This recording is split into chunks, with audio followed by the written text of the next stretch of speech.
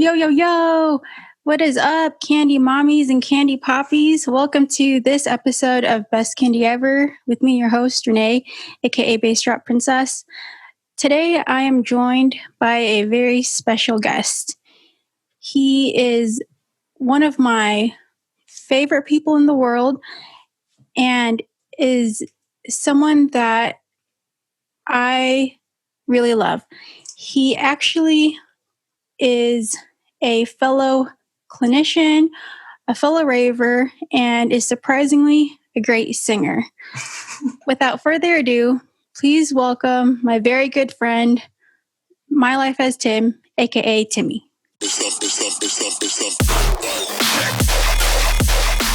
Hey everyone, nice to be here. I'm so excited. I'm so happy you're doing this. Welcome, Ho. Thank you for being on here. Thank you. It's an honor.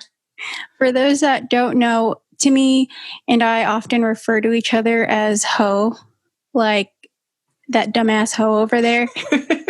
And it's just this inside joke that we've had for so long.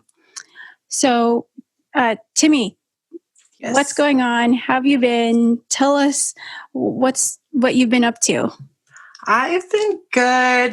Just with this whole pandemic happening, there's really not much to do, to be honest. I've just been spending a lot of time working on myself, just doing a lot of self-care, honestly, is what I've been working on. And, spending some time reflecting on life, since there's really, like I said, there's really not much to do, and just finding new ways to do things, just trying to cope with the situation, especially. Yeah, for sure. I know you mentioned self-care. I think that is so important with everything that's going on in the world right now. Can you tell us a little bit about what you do for self-care? Well, right now, specifically, I've been focused on skincare. So all throughout the pandemic, because I'm a healthcare professional, so I still have to work. And, the stress of the pandemic on top of the stress of my work is just a little bit too much for me. And all that added stress is just making me break out a lot. And I was enough is enough. I need to do something about this. And now is the perfect time to actually focus on myself and just focus on my skin. And, just watching a lot of YouTube videos, actually researching things about skincare and, just buying products and trying them out and see what works, see what doesn't.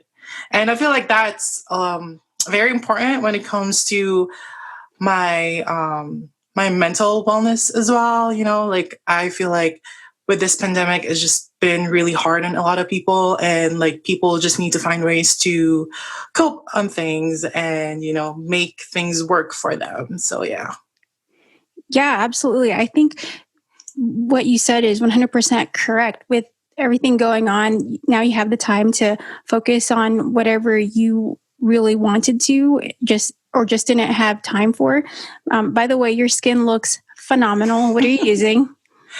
A lot, actually. I went from using just 3 products to 10 to 15, and it's a lot of money, I'm not gonna lie, but skincare is definitely an investment for your future, and you're never too young to get started on it. And I started noticing that I'm 27, I'm not young as I'm not as young as I used to be, and I'm starting notice some changes on my skin, and like I said, I'm just breaking out a lot.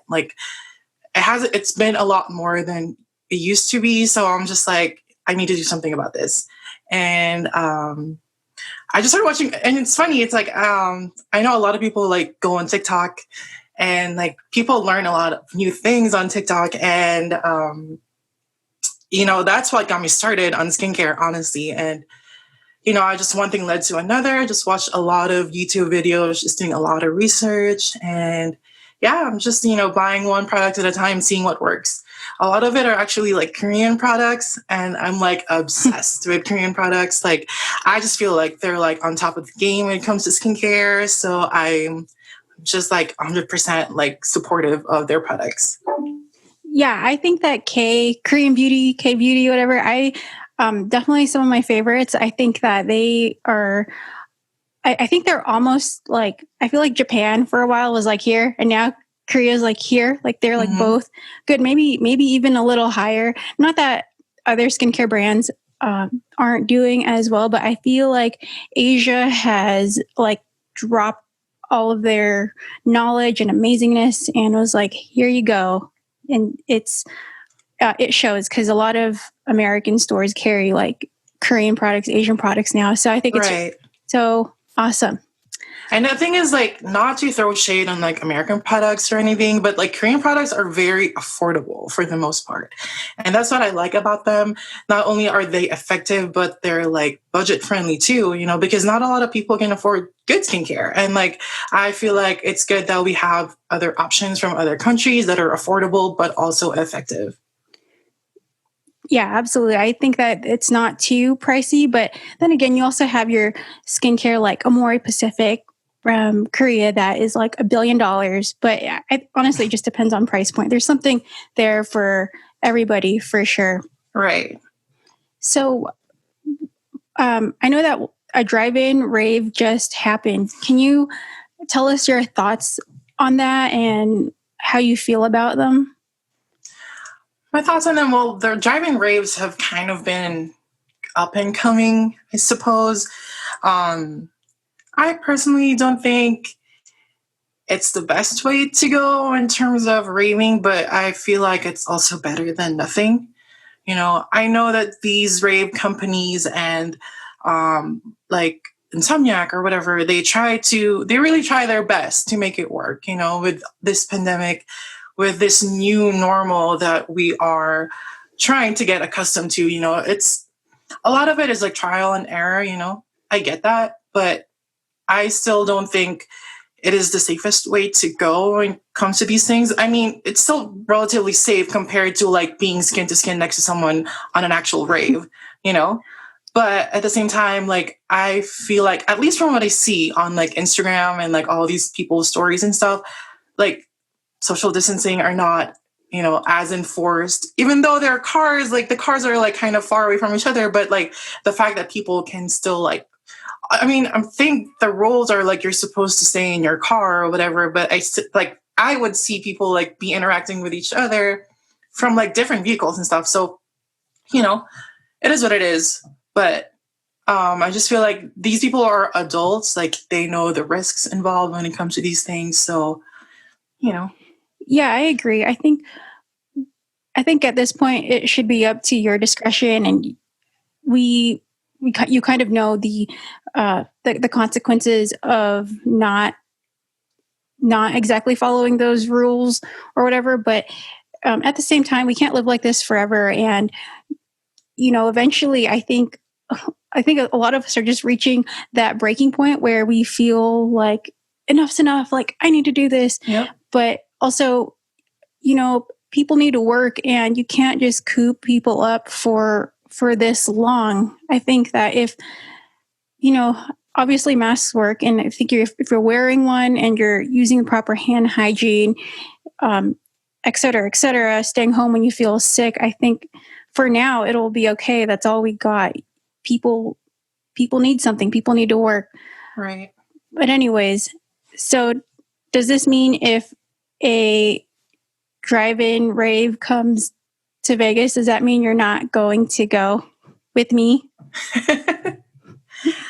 I mean, that, like I said, we are all adults. People who go to these things are adults. Like, so it's up to you to be responsible with yourself and the people you're with, and it's up to you to enforce how safe you want to be when it comes to these things. So like, I feel like I'd probably, I'd probably think about going if there is an available one here in Vegas. That's another thing too. Okay. Like, Okay, so I won't go to a drive-in rave, but I'll go. well, okay, so I mean, I'm saying that it's not the best thing out there when it comes to raving, but I feel like, we are all trying to cope with this. We are all trying to see what works best for our situation given this pandemic and everything. So I just feel like I said, like, it's up to you to keep yourself safe and keep other people that in your party or in your vehicle or in like that you care for safe, like you have to do your part as well. when it comes to these things, you know? Like, if you know you're sick, then why the heck would you go to these things? You know what I mean? Right. But I guess, like, some people just can't help it. And, you know, I feel like that's a little bit selfish of them to, you know, think of themselves before others. But, you know, like I said, I get it. It is what it is. We're all just trying to cope. Yeah. I remember somebody telling me that, or I read it somewhere, I saw on Instagram or something, that I guess people were still, I mean, I'm not sure which one it was, but I guess people were still going around trying to trade candy with other people and trying to PLUR. And, you know, at these things, not everybody goes sober. So if you are fucked up on drugs, you're not sober, you're inebriated, whatever, you lose that, you lose that judgment, and then there goes social distancing out the window. You know, you want to socialize, you want to trade, have fun, and I'm sure now more than ever that they definitely want to do that. So I think what it is too is it's a little bit of temptation, but I understand it's been a long time since we've been able to socialize and trade and do all that fun stuff with candy. So you know, it, like you said, it is what it is. But what can you do, right? Right. So, Tim, tell us about some of the best candies ever that you've received. Enough of that stuff. We want to know what special candies you have that you've been gifted and what memories you have behind each one. Okay, so like throughout my raving years, which has been probably like 3 or 4 years now, like I've gotten a lot of like good candies. But my thing with candies, my philosophy with it is like, I think it's meant to be traded to people regardless of who you are. Like, as long as you vibe with them, you know, like let's say I get something, a special candy, like a candy that's really good, you know, but then I meet someone else that are like really vibe with, and I think that candy would fit them, you know? So then I would go ahead and trade that off. Like, I mean, I do keep good candies. Like, the ones that I keep are the ones that are specifically made for me, or the ones that are like just super duper special. I just cannot, like, I cannot ever trade it with anyone. Right. But for the most part, I receive a lot of candies that would fit other people too. And like, you know, like for me, like PLURing is all about sharing the love, sharing, you know, the culture. And, you know, and I feel like a lot of the people that I meet would either be new ravers or like, you know, just people that I just really vibe with. And like, I feel like, oh, this would be a really good candy for you, even though this was given to me by someone special as well, even though this has a good meaning for me. But I feel like, you know, here you go. And like, I'm passing this off to you. Like, I hope you can keep that, you know, that train going, you know, that like the thought of like the train of like giving away the candies that you like.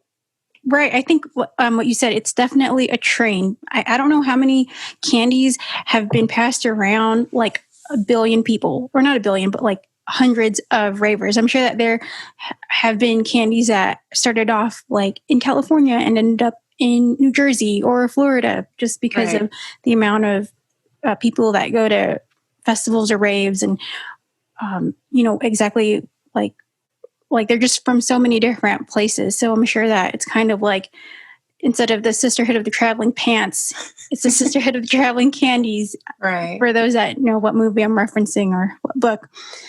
So yeah, please show us. I'm sure that a lot of people are interested in some of the best candies ever that you've received. Okay. So for the first one, in lieu of your show or like your podcast, I feel like I should show off this very first candy that I ever received, which was from you. Oh my this gosh. is actually, okay, so what it says is it's Timmy here. And then it has this like little dog, because I do have a dog, a mini schnauzer, and it just looks like this. It's just kind of funny. Like, it even has like that little beard thing on the dog, and my dog has a beard, even though she's a girl. Pepper, yes. And then it has this like insomniac candy bead. I don't even think you can get anywhere anymore, because I think from what I'm understanding is you got this from like EDC like a couple years ago or whatever. Yeah, it was EDC. I think like EDC 2013 or 14. They had a candy booth, not in VIP. It was just out there in the general like population, so anyone could make candy. And they had a whole bunch of insomniac beads. And I remember just jacking like 20 because I was like, where can you find these? But yeah, so this was actually, I think you gave this to me EDC of 2017. Was like the very, very first EDC that I ever went to. And like, I wasn't even introduced to EDM at all. You just kind of like dragged my ass to like, I was like, we should just go. I was like, you know what? I'm just going to go. Whatever. I did not just drag you. I had to beg you to come to your first That is true. rave or festival. I literally had to tell you about Escape. I told you for like a year before you finally said yes. Yes, that is right. And look where we are now, making podcasts about kandis and raving, and it's amazing. That's why, like I said, like the ones that I have, the ones that I've kept are like the ones that were either given specially for me or like just like really, really special. Like I know I'll never like ever give this away. I mean, it has my name in it, so duh, I'll never give it away. But this is like just really special to me. So I feel like I should show this off. So yeah, I don't remember did we PLUR? Did I actually show you how to PLUR? I think so. I think this happened at actual EDC, even though we made these kandis together. I remember we were in your room, and then I remember one time, like I think it was like a week or maybe a few days before EDC started, we're like, come over, we're gonna make kandis. And I'm like, what? Like, what is that even? And like, that's when you kind of like introduced everything to me, just kind of giving me a little bit more introduction of like what kandi is, what raving is, like what PLUR is, and everything like that. So yeah, I think I definitely introduced it to you. I just remember we were in, for those that don't know, Timmy and I actually went to college together. And from what I remember, you or some other people thought I was like this weird party girl just because I had like an EDC schedule thing on my binder or whatever.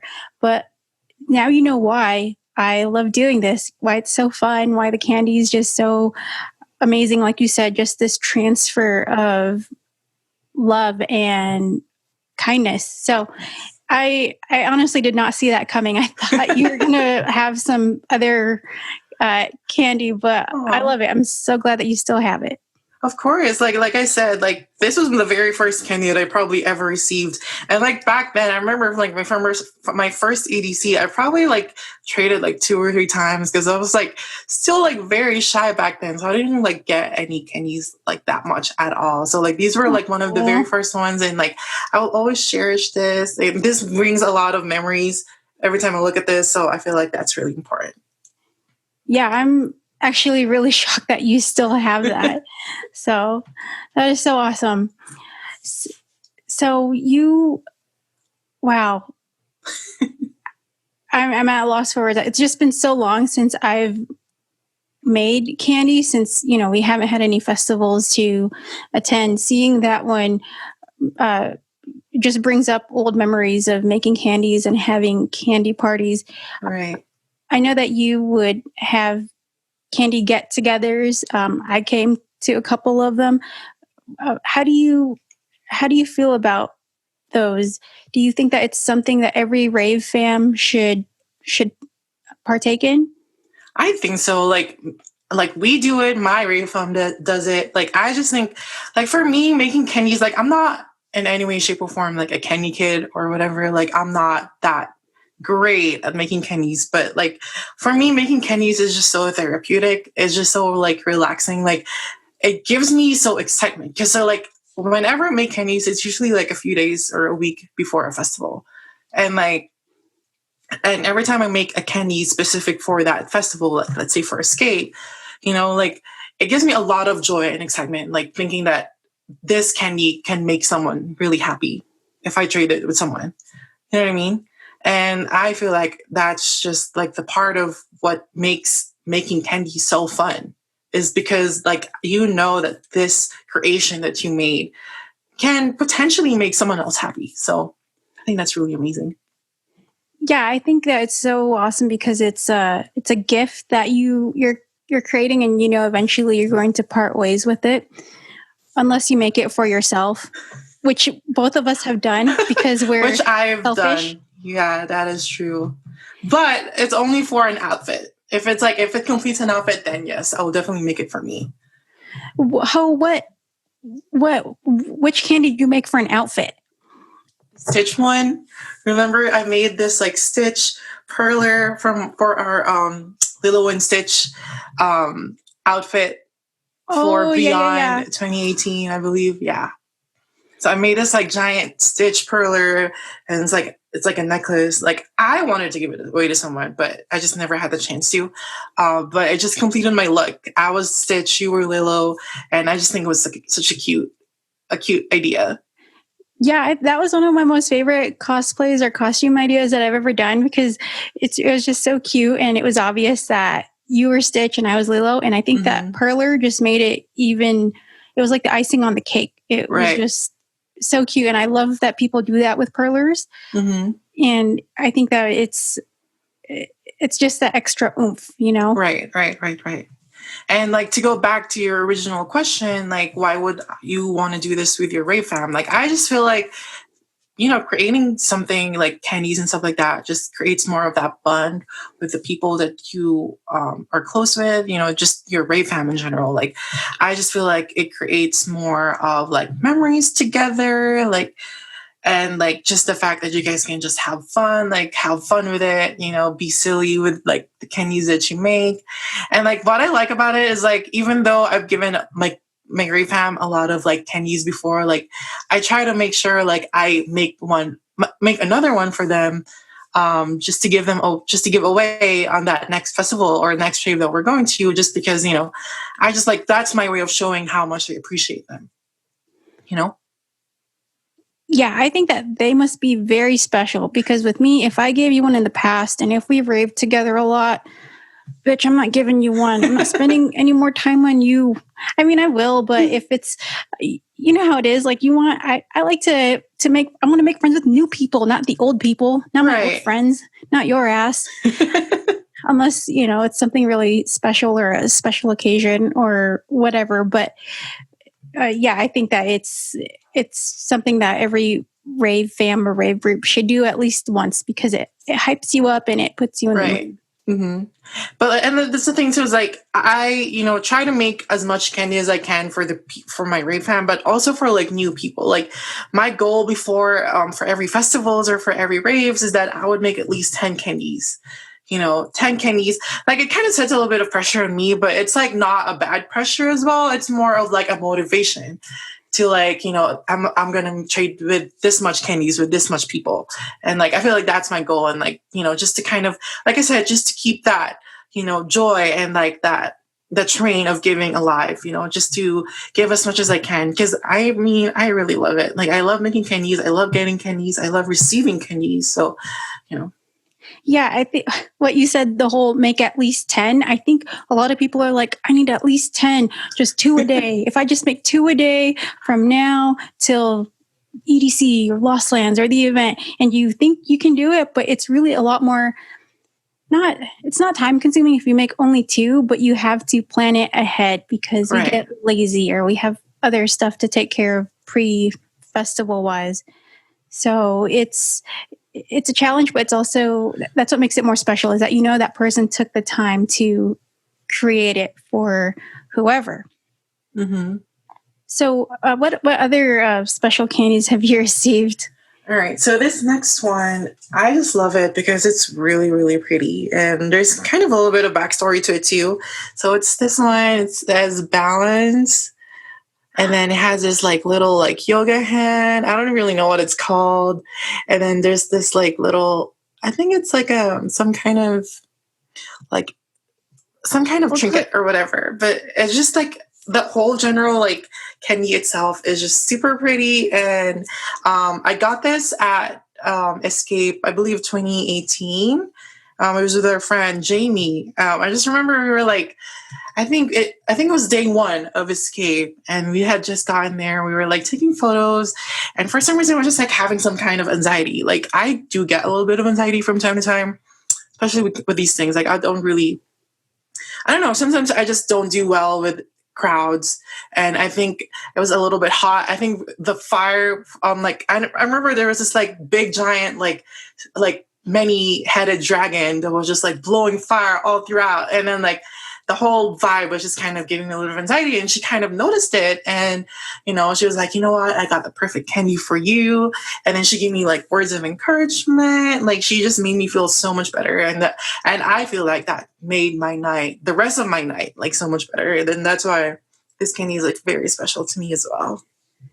Yeah, I think I remember that. I think she said something along the lines of, you need some balance, and gave it to you because you were just having a tough time, or Right. just having some festival anxiety, which I'm sure lots of us go through. So I think that was just really sweet that she basically changed your mood and was basically just trying to help you out and be a good friend. Right. And I think that's what I like about doing these things, like playing with people, like giving them candy. And because I feel like it just makes a lot of people like happy and like put them in a good mood, like all just positive vibes all throughout, and it can like really change the mood of someone. And I've given a lot of candies before that like really made other people happy, or like just changed their mood in like general. And I feel like that's what makes it, like what makes this like part of our culture like really special. Absolutely. I remember one of my old coworkers from Sephora. I remember telling her that I was going to EDC, and I was telling her about all the candies and stuff. And she seemed receptive to it and was like, "Oh, that's really cool," And she was like this older lady. So then the next day, I actually came to work with a candy for her. And so I even showed her, like, our little handshake, the peace, love, unity, respect. And then when I transferred it over to her, her eyes just lit up. And she was like, "Oh my God, this is so cool." And I explained to her that it just cements that bond. It's that transfer of love. And she really loved it. And just because of that little the handshake, the exchange of candy, and what it represented, she basically changed her outlook on EDC. Because here, growing up in Vegas, EDC is always it's always looked at as a giant drug festival where everyone just sits in a circle and does drugs, and everyone's just wild and there's sex everywhere. When in reality, it's so much more than that. It's not that at all. I mean, sure, to like an extent, but every big party, festival, like event, whatever, is going to have that, even not non-EDM types of events. So once I showed her that, she just totally changed her outlook on it. And I don't think any other music genre has something like that. Right. And what I like about it too is like, when you meet like a new raver, like a baby raver, like either it's their first time or they've never gotten candy before, I feel like trading with them is just a little bit more special, only because you get to like introduce like this part of our culture, like part of the rave culture that is very, very special to a lot of people. And, to them, like it just, like I said, it just carries over that, that the meaning behind the whole PLUR thing. And, just like makes them happy, and like, or it just like, makes everything so much more special for them. Like, it's like raving wise, when they find out like, oh, this is what it does, like, this is what it means. Like, what are these silly candies or like bracelets for? And I just think it's like really amazing. Yeah, I just had this. No, I agree with what you said. But I just had this funny moment pop up in my head when I guess I think this was like a year or 2 years ago, and you were going to a candy making session at your sister's house, and so I guess you told your mom, you were like, "Oh, we're going to make candy," and your mom was like, "Is that drugs?" I do remember that. Yeah. And I just think it's so funny because if you don't know what candy is, it might be like a code, like, "Oh, is that right? What is that?" Mm-hmm. So, and like I know like a few people who like when you say the word candy, they would like instantly think of drugs, and like I feel like that's what makes it more special for like new people, like, or for new ravers to like do these kind of things. So they're more educated about it. They're more informed about like our culture. That's not just all about like partying and all about drugs. Like it's more about like just having all like just general positivity of like having good time and like good vibes, and like, just overall general like feeling of like feeling the love, Yeah. And one of the reasons that I do love it a lot too is because, candy, it's bright, it's colorful, it's rainbow, it's like bright ass shit that guys in real life, like straight guys, normally don't wear. But Right. at raves and festivals, you see them. You see guys with like whole sleeves full of candy, guys that are they're like a candy man. They're just walking around, and it's because they no one cares. Like in real life, I don't think you can necessarily do that as a straight guy without getting some type of judgment. I mean, of course, it depends on where you live as well, but for the most part, I think you see the most of that at a rave, at a festival, and it's Right. because they know they're not going to get judged. They know that nobody cares. It's just part of the culture. It's just how it is. It's just accepting. Mm-hmm. And I think that that's what makes candy great as well. So I know you have more than this, Timmy. You're such a candy whore. I am. I have a lot more to go. Anyway, so this next one, I just like it because it's super duper pretty, and again, like this was given to me by someone special too. It's a unicorn. It has like this unicorn Perler, and then it says final form. And I just think it's super pretty. It's super cute. This was given to me by Kiana, who was your guest a few weeks ago. Oh my God, that's so funny. I had no idea she even gave that nice one to you. Yeah, so she gave this to me at Escape 2018, I believe, as well. Like, we've known each other, like we've actually like talked to each other in like Instagram, and like we've connected in social media and stuff, but this was our first time like actually like raving together. And even though we've been friends, or at least we've considered friends for like a little bit before this happened, I feel like doing Escape with her, like just doing like raving with her in general, and like giving this to me, it was just like made it a little bit more special.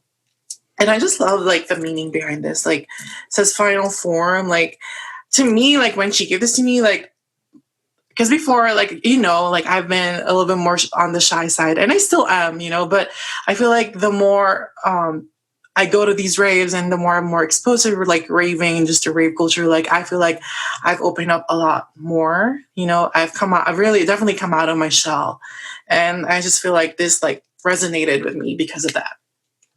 Yeah, that is so fucking true, everybody. If you go to Timmy's Instagram, which is My Life as Tim, like the most recent ones are like bright ass photos of him in, rave attire or whatever. But if you like go down before he met me, Timmy was like a nun. He was like conservative, no rainbow, anything. I don't even know if you were out back then, but it was just so, I think this is just like for many people, a release, and it's just something that people love. And like you said, with that candy final form, it's basically almost like a transformation. At least I know it was for me. Do you feel like it was that way for you? Oh, definitely. Like, I feel like raving in itself like definitely transformed me as a person, and like I feel like a lot of it just is like self-acceptance. Like before, I was like still more ashamed of like who I am and like what I like and the things that I do. But the more that I rave, the more I'm exposed to these things, the more I've accepted the fact that, hey, like this is actually okay. Like I'm okay with who I am. Like it's okay to be colorful. It's okay to be out there. It's okay to wear these like outrageous outfits, because like these rave people like don't care. Like they just want you to have a good time. They want you to be positive. They just want you to feel the love. And I feel like that helped me a lot with my self-acceptance and just coming out of my shell in general. That is so freaking true. I remember the first EDC that Chloe and I took you to, I had like a pineapple gem or something. I was like covered in face gems, and I remember you had like one pineapple face or chest gem, and you were like so insecure about it. I was. and then freaking the next year, like if you look at our Beyond photos, you were like gem queen. So it's just a great feeling, great transformation. And right.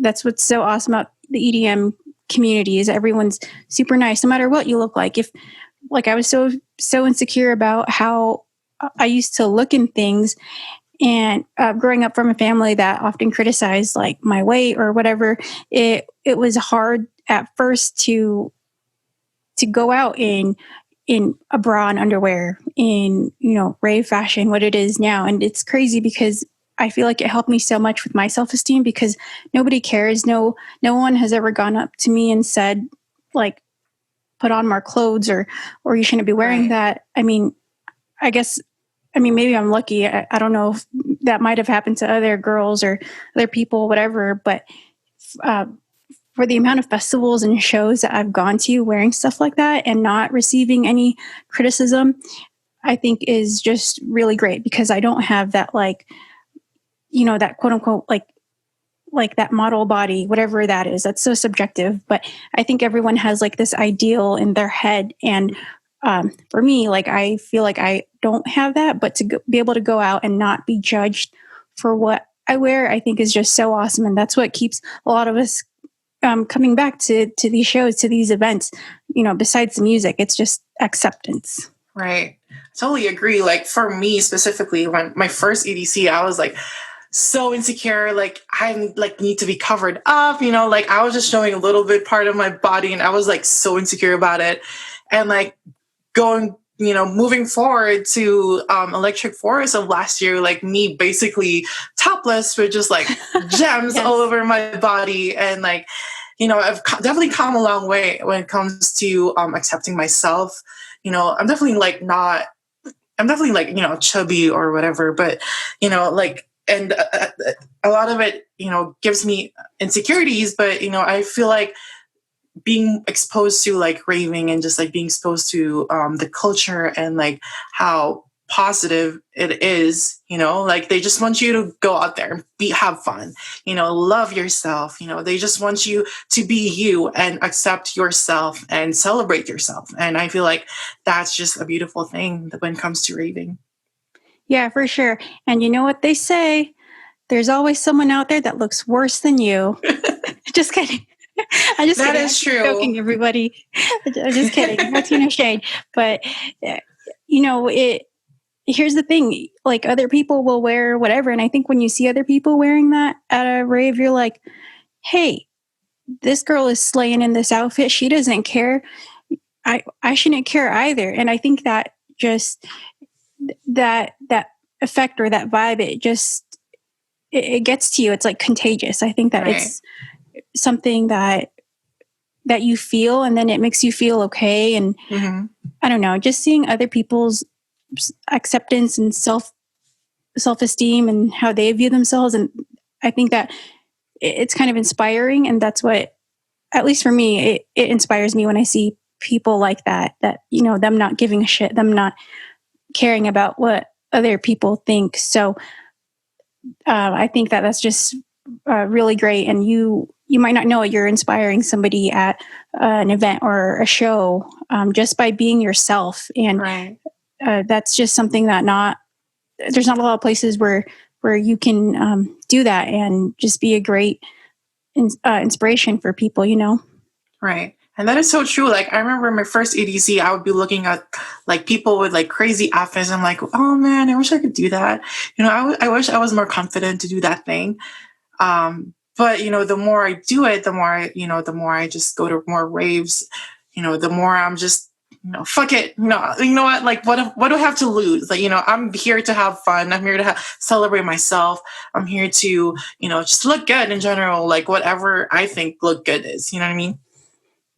Yeah, and that's the thing too, is that it's totally subjective. Even if other people don't think that it doesn't look good, like fuck them. Like who cares? Like you're not there to impress them. You're literally doing all of this for you. So I think that's really the important takeaway from that. But yeah, when looking at your past outfits and then your outfits now, like bitch, you did go through a transformation. This is your final form, if not even more extra, even more glittery, even more whatever. So, and it can only get better from here, honestly. So, you know, there's just like okay. there's still a lot to go. Let's just put it that way. When it comes to my outfits, there's still a lot to go. Are you working on something that I don't know about, Timmy? No. What does that mean? I'm just saying that, like, there's just like the limit is like the possibility is limitless. There you go. Let's just put it that way.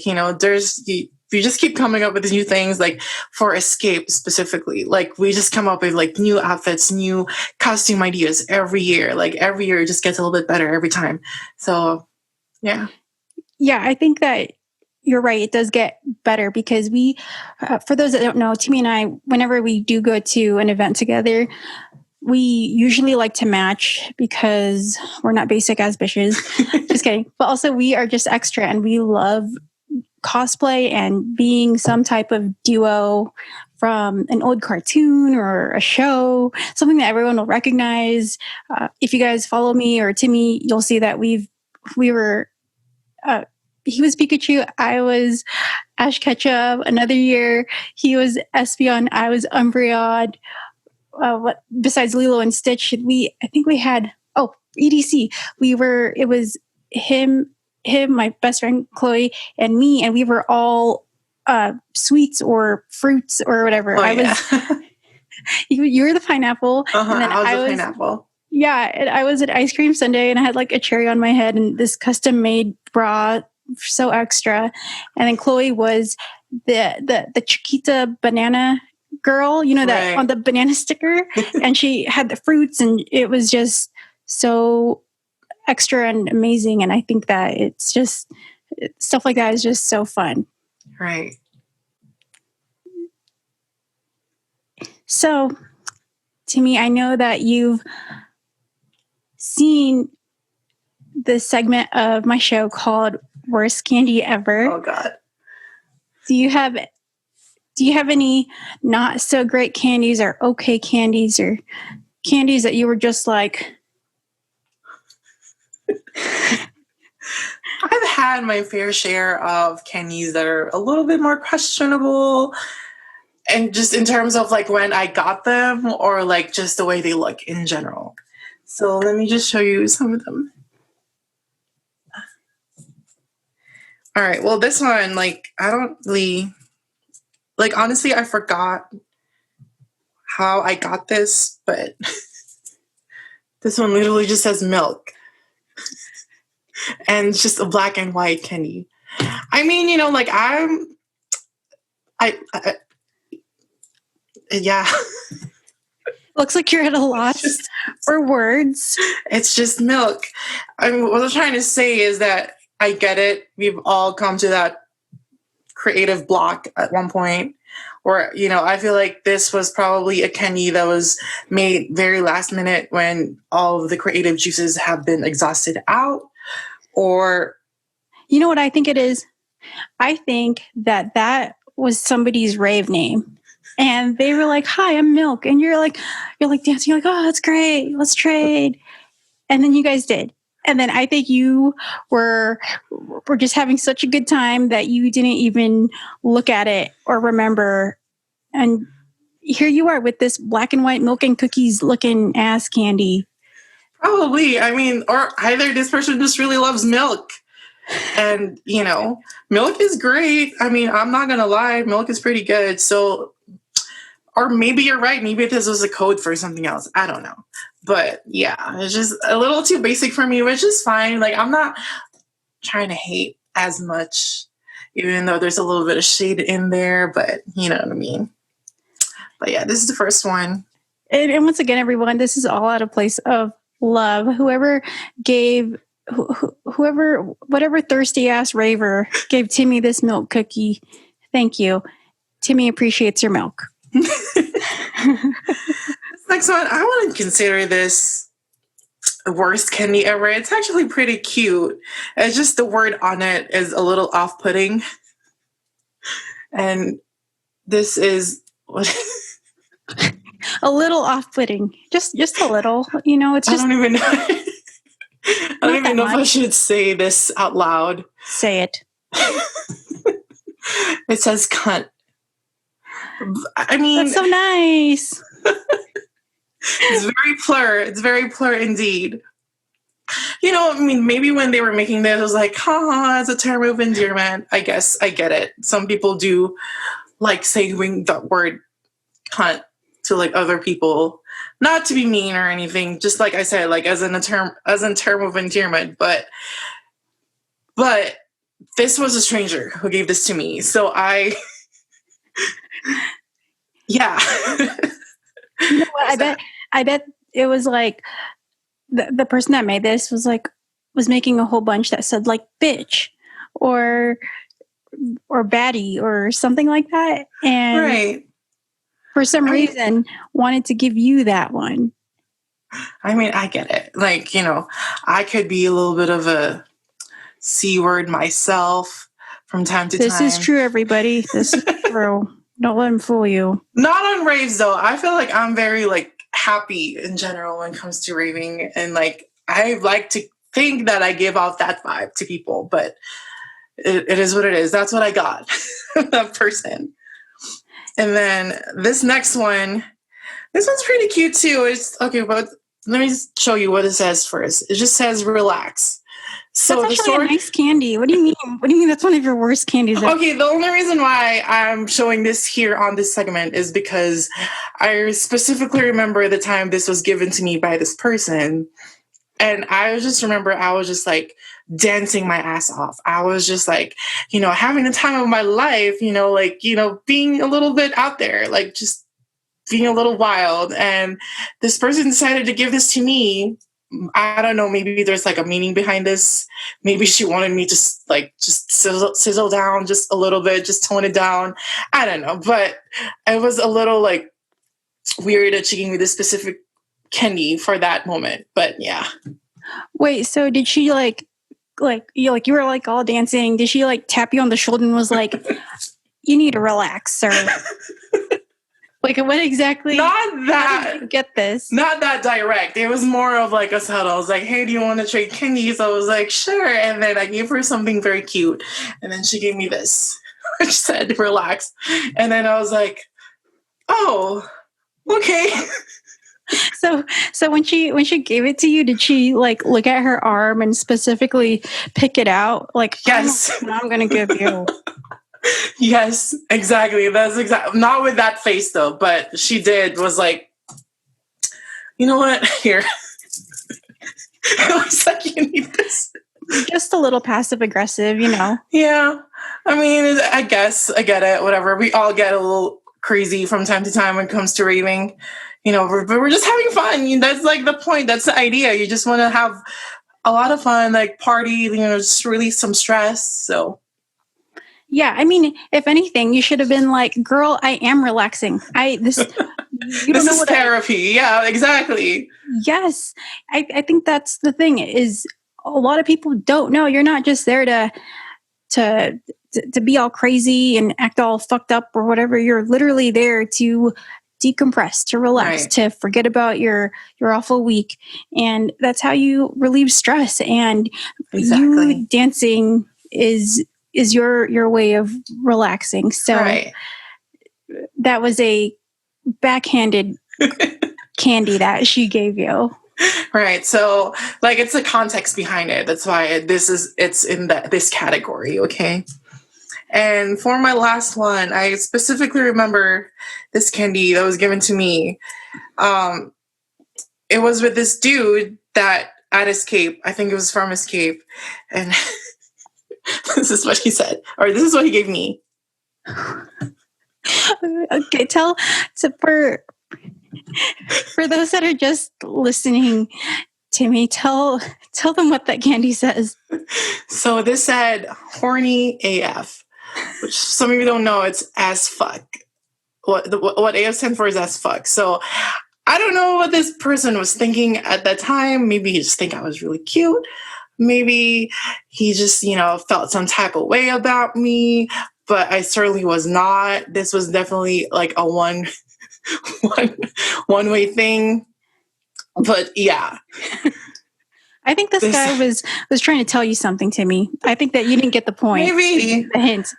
But, you know, like I said, I just was not feeling it. I was not feeling the same way, which I'm sorry. it is what it is. But this is the candy that he gave me. And I still have it to this day because every time I look at it, it's just like, it's so funny. Like, I never thought I would get something like this from someone. But here we go. I got him. Yeah, I think that with stuff like that, I think what it is it's attempt number one. So I think from there, like he shoot his shot. There you go. Yeah, like I think it's like a test. He's like, let me see what he'll say, yes or no, agree or disagree. And funny enough, I looked at it, I was like, okay, bye. It's nice to meet you.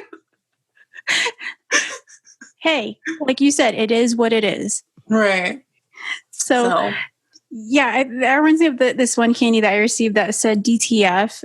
Oh, God. And I should have said, I am not down, sir. But when I received it, it was already too late and I was already at home. So, right.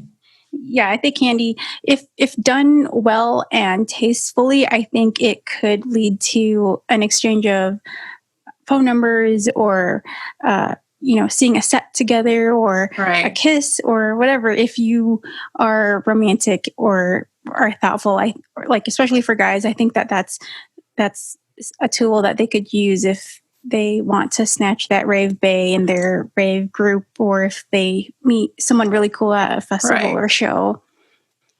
I agree. Like, it could be done a little bit more tastefully. Like, I remember specifically with that candy, like, it wasn't even like we were vibing or anything. We just kind of like talked for a little bit, and then he decided to like trade candy with me, and that's what he gave. So I was like, all right, thank you, I guess. Oh, dang, it's that EDM grinder. That's what this is. This is like real life EDM grinder. Hey, because there's no reception there, so the actual app does not work. So maybe that's his way of like shooting a shot. So, Yeah, no, I think that's so. I'm happy you received that, Ho. Just funny. So with candies, I have seen you make some amazing candies. Aww. Can you tell us a little bit of your thought process when you create candies? Because I've told people in other videos how you have these really pretty candies that are like ombre or they're like marble. They just have like really special patterns. And can you tell us a little bit more into why you do that or how you create certain candies and patterns? Honestly, I just like make candies the way I think would look good. I just like, so for me, what I think is pretty is like, like having those kinds of patterns, or like having a little bit more of like uniformity to it. Like having like, like having one color on this side and another color on this side. I just think like having that variety to it, as opposed to just like sometimes I do it too, where I will just like throw in a bunch of like random colored beads or candies together. But I feel like that's when I'm losing a little bit more of my creative juice. And like, I like to, have a little bit more of like thinking process when it comes to like making my candies, or like, well, like for me, I first start with words, like that's the hardest part. Like, thinking of like good words to put on candies, because I want to convey good positive messages when it comes to my candies, when I give them away. I wanted to make a little bit of an impact to someone. So for me, that's the hardest part. And then once I formulated the word that I want to make, and then everything just kind of falls into place. Like, okay, this like maybe a little bit of blue and a little bit of like purple, a little bit of pink in there would like look so cute together. And I think that's just like a little bit more of like my artistic side, And, yeah. I can relate, because when a couple years ago, when I was making tons of candy in one sitting, I remember thinking, I want to make some uplifting candies or some inspirational candies. So I remember making one that specifically said, look up or keep going. So, something like that, something really optimistic. But after a while, it was really hard because I started running out of letters, because those words are so long. Or I remember just having one candy that was all just letters because it said Bassdropprincess. Oh yeah. So I think it definitely takes some time and effort, but also, for example, when I made you that candy that says Timmy on it and it has that little charm of pepper of your schnauzer, like I intentionally did that because I want it to be like custom made for you. Right. And like I feel like for me, like I spend well, not so much recently since the whole COVID thing happened, but like every time I make candies, like I always go to like Joann's or like Hobby Lobby. Like I just like make sure, like I don't make sure, but like I spend a little bit more money on like the candies that I get, or like add a little bit more of like that little like jewelry or like trinkets and everything, just to make my candies a little bit more special. Because again, like I want to make a little bit more of an impact to the people I give the candies to.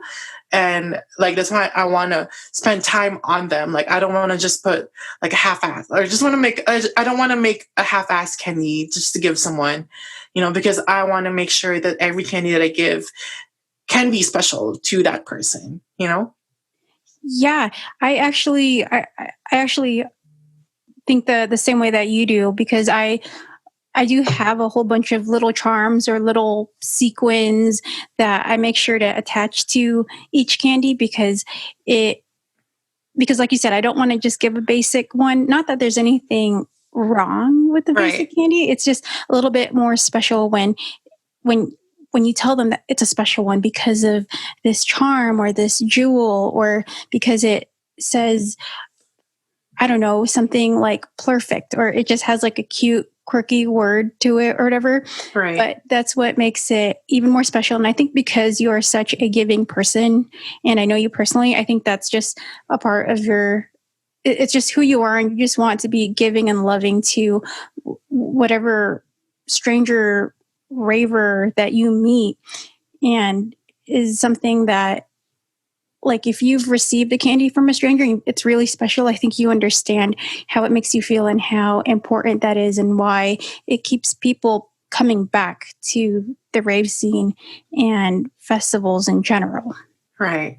And the thing with me, like with making candy, like I love making candy. Like I said, it's very therapeutic for me. But it's like my pride and joy as well. Like I want to give it to I want to make sure that the ones that I make are like the best of the best every time I make them. You know what I mean? Because like I said, I want to make sure that the candies that I give are good enough, because like I said, like what you said, like I like giving candies. I'm a very giving person, and I just want to make sure that the ones that I give actually look good in my standard. Like there's nothing wrong with basic candies. Otherwise, they'll end up on this show, right? Just well, not only that, like it's like I just think I just put a little bit of standard for myself as well, and I think that's just like I said, I just want to make that moment, that PLUR, that training moment, a very special moment for that person. And so I got to make sure that the candies that I'm actually giving are actually like good or like worthy, like the ones that I've gotten. Yeah, absolutely. Can you tell us a little bit about your candy making skills? I think it kind of went through an evolution from going to not knowing what candy was, to making candy, and then suddenly not wanting to make basic candies.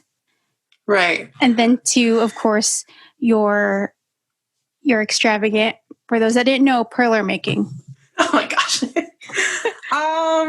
So yeah, like I actually I very, very like specifically remember the moment we were making candies in your room, and I had to like remake this one candy because it keeps falling apart because I was not making the string long enough, and I was just getting super frustrated.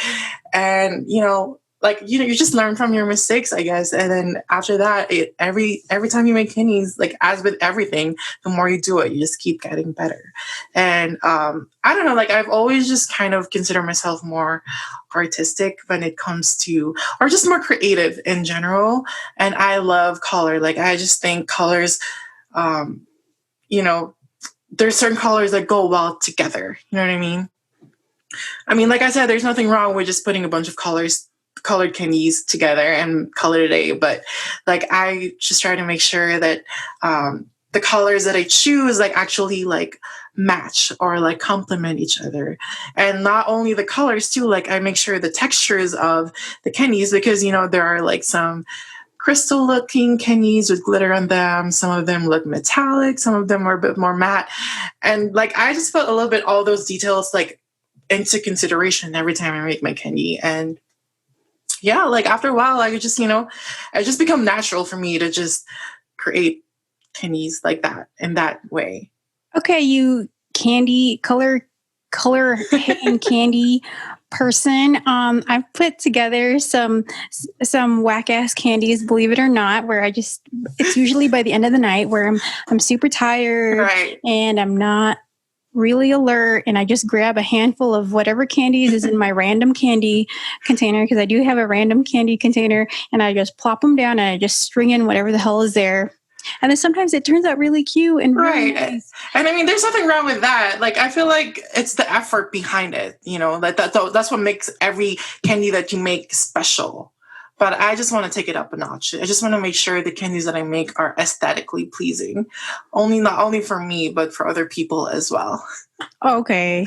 No, I get it though. I get it. You definitely, but with in terms of your style, you always are very polished, and I know that something that represents giving something that kind of represents you in a sense. I know that you want it to be 100%, and Right. you want to go above and beyond and really be, this extra asshole that you are. So I totally get it, and I think that's one of the things that people really love about you, especially when they meet you, because you're very bubbly, and then the candies that you give them are very bubbly as well.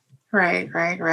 And not only that, like with the Perlers too, I try to, like, I've gotten recently, well, not recently, but I've gotten really into making Perlers and stuff. And that to me as well is very like therapeutic. It takes a while. For the people who've never made Perlers before, those shit takes like a hot minute to make. Because you have to like specifically pick out all those individual Perlers and put them on this tray, and then you have to iron it out and everything. Gotta make sure it's ironed out well. It's a very, very long process. And I just, like I said, I try to make sure the stuff that I make are good, or like, represents me, like what you said. So Yeah. Do you remember when we were in my room? This is when we were like, I think we were getting ready for, I think, our second escape together or something. uh-huh. We were just experimenting with perlers. Like, you went like balls out. Like, you bought like a perler board, and you like brought a whole bunch of the little perler beads over. Right. And we didn't have an iron at my house. We only had my flat iron. Oh my God, that was so funny. Hey, but I mean, it worked, but we literally had to go over the perler thing over and over. And each time we would look up, like parts of it were like melted already, and Right. like collapsed towards the end. And we were like, oh shit. And then we have to like go through the motions again. We've definitely come a long way. Let's put it that way. Yeah, I think that we definitely need to get together and practice. So that way when festival season starts back up again, we are like these lit ass, Filipino kids with these giant ass perlers, walking around like, I made this, I'm gonna give it to you. Right. That'd be so fun. So I think that's something that we need that I would like to pick up for sure. And like, I don't claim to, like I said, I don't claim to be a candy kid. I would never, ever, ever be on the levels of the people who go to raves with like tens or like dozens of like perler candies on their necks and like candy, like cuffs all throughout their arms. I don't think I can ever be that level. But, like I said, I still take pride in the stuff that I do. And I want to make sure that the ones that I give are special, not only special to me, but can be special for other people. Yeah, I know why you could never be like that. It's because your ass gets hot too fast. I do. Because that's the thing. Candy makes you super hot. I'm not going to lie. That's why I only, like, when I go to a festival or a rave, I wear about maybe 5 on each arm, because anything like nearing the elbow or like the center of my forearm is just too hot. And then some people already know, but I'm kind of a germaphobe. So when I go to the bathroom, I feel like, oh no, I got little particles on each candy and it's like stuck on whatever, and it freaks me out. And then, when you wash your hands or put sanitizer on, it's all moist. But Right, that's just right. me being me. Not only that, they're heavy too, especially if you like even like having one Perler necklace for you to wear for like the rest of the night. It'll catch up to you. Like it'll eventually get heavy, and so yeah, it's definitely not for me. Yeah, I think that with, for example, in one of the other Best Kandi Ever episodes, Kiana was gifted like this giant Right. like Sailor Moon trio Perler. Mhm. And I was thinking, Jesus Christ, that guy who made it was lugging that backpack around, that giant ass Perler. But that just goes to show like they didn't care. They really wanted to gift it. And Right. it's awesome. But I give props to Kandi Kids because they are definitely carrying some extra weight on them with the candy, the cuffs, those big ass Perlers. And I feel like the Kenny kids that do that, like they show a lot of pride in their work. It's like, Yeah. because that shit is not easy to do, especially like those cuffs. I've made cuffs before and they're very, very challenging. They're not very user friendly when you're learning them. Like, and then some of them would go like this thick and it would just be like on their arm and like, mad props to them for sure. Yeah, I think they are not old school, but I feel like it is like a classic Raver thing to do, like those giant ass cuffs. Right. Do you do that? I don't remember if you ever made a cuff. I've made a cuff, but it's just like one tier. It's not like those like multiple. So it's like one candy, like a regular candy? No, it's more like, I don't know how to explain it. You know how it's like, it's not 3D. There you go. Like I would make a cuff that are just like, it just flush on your skin. It's not like layered. Oh, I see what you're saying. It's not like like that. Yeah, for example, this Umbreon one that I have on the wall, in general, it has, for example, it's like one layer of candy, like a candy, almost like a candy basket, and then on top, it's like they created this candy crochet on top to make it, like you said, a little bit more 3D, which I think it's just the serious candy engineering. I have no idea how they do it. It's hard. Like making the base layer for that candy alone was already challenging enough. And then adding to the fact that you have to make it look 3D is just like another challenge on itself. So like I said, like mad props to those people who have the patience, first of all, to like make stuff like that and to actually make it look good.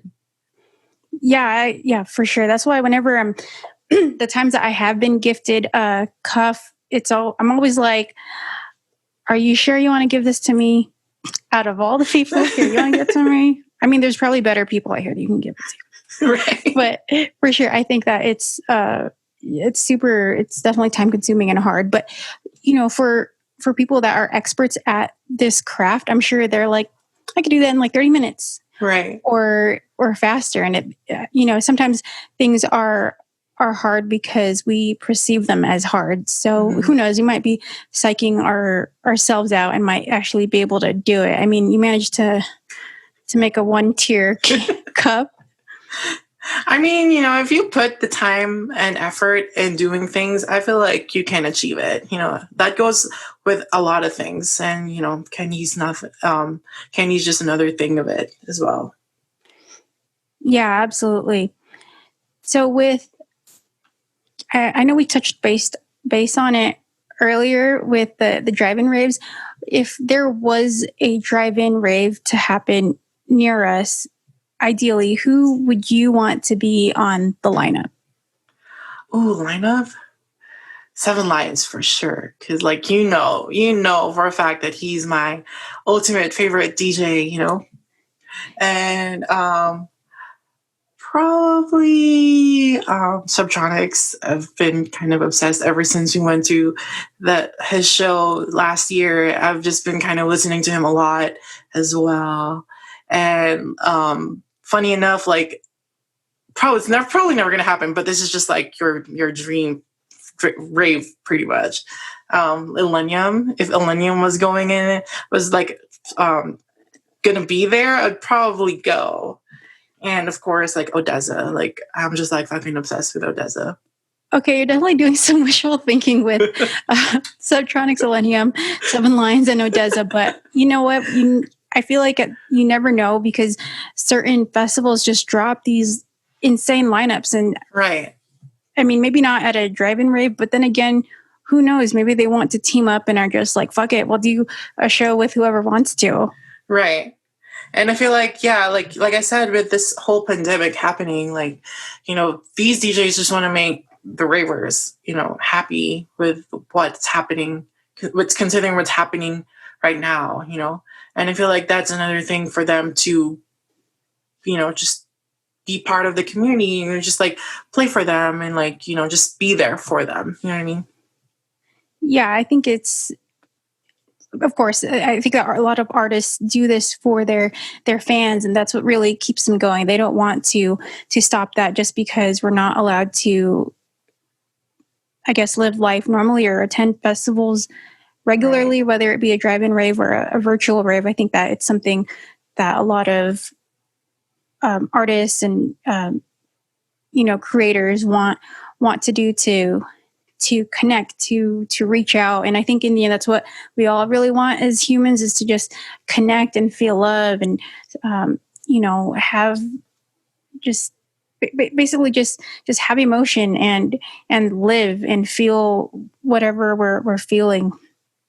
So it's, I don't know, everything has just been so wild and crazy. I think that, who knows? I think when we are back to normal life or whatever, I think it's just going to be so, everyone's just going to be so freaking nice and so much more loving and more appreciative of what right, they have and who they have around them. So I think it's something that that's really important. And I don't know, I feel like with how life is right now, I feel like it has made me think a lot differently, because you got a lot taken away from you. And for me, something that's really changed is that I was so against camping. I was so against camping festivals. I was like, fuck that shit. It's like gross. I can't do it. I need running water. I need privacy. And don't get me wrong, I love those things. I love them very, very much. However, after this year, I would really, really love to go to Burning Man. I think that it's like right now, it's like my dream festival. You know, after listening to a lot of podcasts and Duncan Trussell, who's like a really big advocate and a comedian for Burning Man, I think it's something that I definitely need to do within the next 2 years. And your ass knows that I want to do it with you. I know. So help me convince Timmy to go to Burning Man, everybody. And I mean, it's not like I've completely eliminated the idea of going to Burning Man. It's just, like I said, I will sleep on this for a while. Come on. I feel like, you know, it's going to be fun. There's art everywhere. People are going to be really nice. It's going to be kind of like Electric Forest, where everyone's just all about, you know, their consciousness and being aware and all this self-love and loving others. Like, you know, that's what you want, Timmy. I know. And I feel like I know it's going to be like a beautiful experience, you know, given the fact that it's definitely something completely different from what we normally do when we go to festivals. But I also know myself, like I know what my limitations are. Like I know what I can do and how much I can like push myself. But like I said, you know, like what you said, like, you know, this pandemic just kind of put a lot of things into perspective. Like it just made us think of what we've taken for granted. And, you know, just to kind of just live life more.